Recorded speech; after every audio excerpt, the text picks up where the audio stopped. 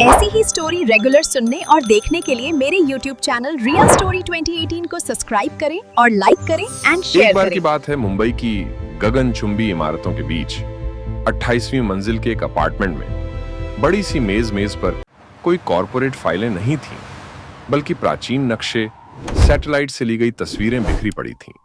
इस कमरे में रहता था आर्यन। आर्यन एक समुद्री पुरातत्वविद था। उसका काम था समुद्र के गर्भ में छिपे इतिहास को खोजना। लेकिन एक प्रोजेक्ट ऐसा था जो उसके दिल के सबसे करीब था, राम सेतु। उसने अपना सामान पैक किया और एयरपोर्ट पर निकल पड़ा। एयरपोर्ट से चेकिंग के बाद आर्यन प्लेन में बैठ गया। प्लेन में उसकी फ्लाइट ने दक्षिण की ओर उड़ान भरी। प्लेन हवा में था, वहां से धनुषकोडी का सन्नाटा और अभियान की शुरुआत चेन्नई से मदुरई और फिर सड़क मार्ग से रामेश्वरम। जैसे जैसे आर्यन अपनी मंजिल के करीब पहुंच रहा था, मंदिरों की घंटियां मन को शांत कर रही थी।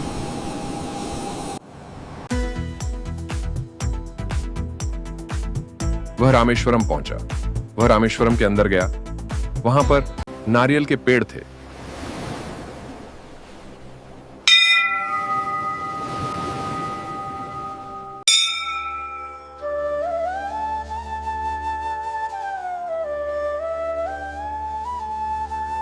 शिवाय।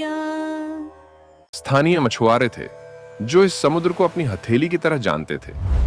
तट से कुछ किलोमीटर दूर, जहां पानी का रंग थोड़ा हल्का होने लगा, नाव के कप्तान ने इंजन धीमा कर दिया। जीपीएस स्क्रीन पर एक लकीर चमक रही थी। हम सेतु के ठीक ऊपर हैं सर, कप्तान ने तमिल लहजे में कहा। यहां पानी ज्यादा गहरा नहीं है। आर्यन ने अपना डाइविंग सूट पहना, ऑक्सीजन टैंक चेक किया और मास्क लगाया। उसका दिल जोर से धड़क रहा था। यह सिर्फ एक डाइव नहीं थी, यह इतिहास के एक ऐसे पन्ने पर उतरना था जिसे अब तक सिर्फ सुना गया था। चलो नीचे चलते हैं, आर्यन ने इशारा किया और पीछे की तरफ पानी में कूद गया। इस पानी के अंदर जाते ही बाहरी दुनिया का शोर थम गया। सिर्फ अपनी सांसों की आवाज सुनाई दे रही थी। पानी उम्मीद से ज्यादा साफ था। सूरज की किरणें पानी को चीरते हुए नीचे तक जा रही थीं। वे धीरे धीरे नीचे उतरे।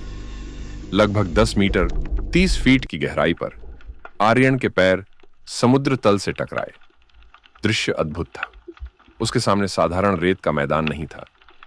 वह एक विशालकाय उभरी हुई संरचना के आधार पर खड़ा था। आर्यन ने अपना शक्तिशाली अंडर वाटर टॉर्च जलाया। सेतु का आधार प्राकृतिक मूंगे और कठोर चूना पत्थर की चट्टानों से बना था।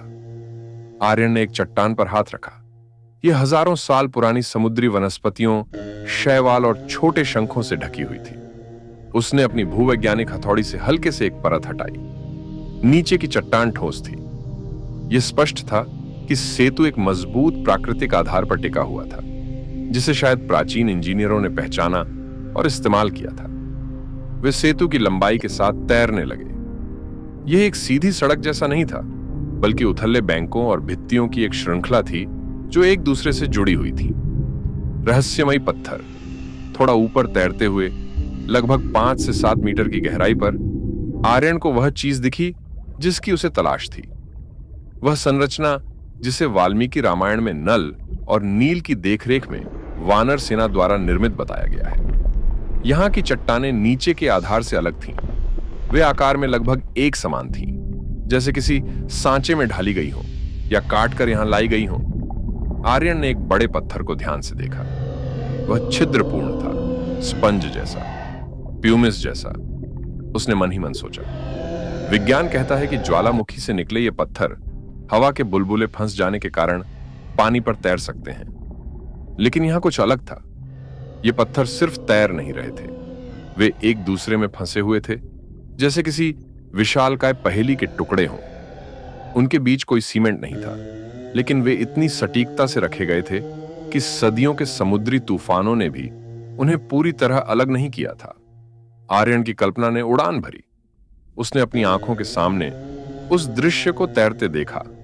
हजारों वानर कतारों में खड़े हैं, एक दूसरे को पत्थर पकड़ा रहे हैं। हर पत्थर पर श्री राम का नाम लिखा जा रहा है और नल नील अपनी अद्भुत सूझबूझ से उन्हें समुद्र में स्थापित कर रहे हैं। उसने एक पत्थर को छूकर महसूस किया। यह सिर्फ भूविज्ञान नहीं था, यह भक्ति का ठोस रूप था। उसने देखा कि कैसे इन पत्थरों के बीच छोटी मछलियों ने अपना घर बना लिया है। रंगीन कोरल उन पर उग आए थे। प्रकृति ने इस मानव दैवीय प्रयास को अपना लिया था। सेतु अब एक जीवित पारिस्थितिकी तंत्र था। सतह की ओर वह लगभग 1 घंटे तक पानी के नीचे रह सेतु की संरचना का वीडियो बनाता रहा, माप लेते रहे और नमूने इकट्ठे करते रहे। आर्यन ने देखा कि कुछ जगहों पर सेतु टूट गया था, जहां गहरे चैनल बन गए थे, लेकिन मुख्य रीढ़ अभी भी बरकरार थी। ऑक्सीजन मीटर ने चेतावनी दी कि अब ऊपर जाने का समय है। आर्यन ने ऊपर की ओर इशारा किया। जैसे जैसे वे सतह के करीब पहुंच गया थे, पानी का रंग गहरे नीले से हल्का हरा और फिर चमकदार सफेद होने लगा। सूरज की रोशनी अब सीधी उन पर पड़ रही थी। सेतु के ऊपर, जहां अतीत और वर्तमान मिलते हैं, आर्यन ने पानी की सतह तोड़ी और जोर से सांस ली।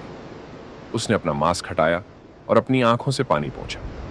दृश्य अविश्वसनीय था। भाटा का समय था। समुद्र का पानी उतर चुका था और राम सेतु का ऊपरी हिस्सा पानी से बाहर निकल आया था। आर्यन तैरकर एक उभरे हुए रेतीले टीले पर पहुंचा, जो सेतु का ही एक हिस्सा था। वह पानी से बाहर निकला और अपने जूते उतारकर नंगे पैर उस रेत पर खड़ा हो गया। वह राम सेतु के ऊपर खड़ा था। यह कोई काल्पनिक रेखा नहीं थी, यह ठोस था। वह जिस टीले पर था, वह लगभग 50 फीट चौड़ा था और जहां तक नजर जाती, ऐसे ही टीले एक श्रृंखला में भारत से श्रीलंका की दिशा में फैले हुए थे। उनके दोनों ओर समुद्र की लहरें टकरा रही थीं। उसे लगा जैसे वह त्रेता युग की हवा में सांस ले रहा है।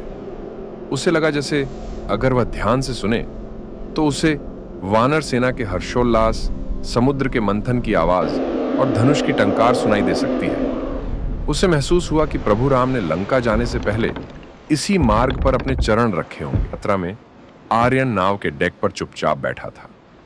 उसका कैमरा अद्भुत फुटेज से भरा था, जो दुनिया को हैरान कर देगा।